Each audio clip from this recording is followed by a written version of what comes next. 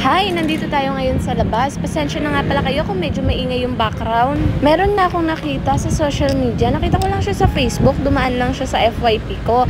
Pagkatapos, syempre na-curious ako kasi mahilig nga akong kumain, ganon. Kaya pupuntahan natin siya. Sa may Agora nga pala yung banda. Natatandaan ko nga dati, parang nakapunta na ako dito. Hindi parang, nakapunta na talaga ako dito. Kasi natatandaan ko, dito ako bumili dati ng selfie stick. Diba dati usong-uso pa yung selfie stick? Until now naman, uso pa, pero dati kasi sobrang uso siya kasi kahit saan ka magpunta meron ka makikita mga selfie stick, ganun.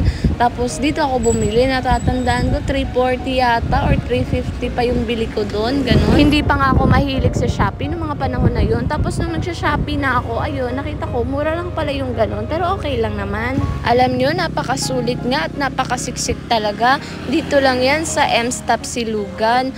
Kaya sa mga taga Cagayan de Oro dyan, dayuhin nyo na po ang M-Stop Silugan.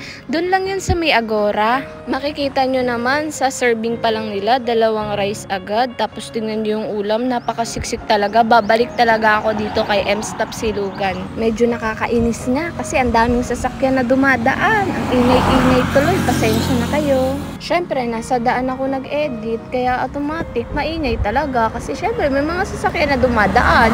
Tapos alam nyo ba, sa halagang 99, busog na busog ka na, tapos meron ka pang paanli na sabaw, ganon. Habang ini-edit ko nga ito, nagugutom ako, parang gusto ko na agad bumalik kay M-Stop Silugan. Naririnig nyo ba yung mga ingay, mga sasakyan yun? Ang dami kasi talaga dumadaan. Baka meron nga kayong masuggest na mga food na mura lang, tapos pwede natin puntahan. Basta CDO lang din, yung hindi na tayo lalabas ng Cagayan. Kita nyo ang ingay? Kita nyo naman, simot na simot talaga. Napakasarap kasi. Pauwi na nga rin pala tayo kasi medyo gabi na.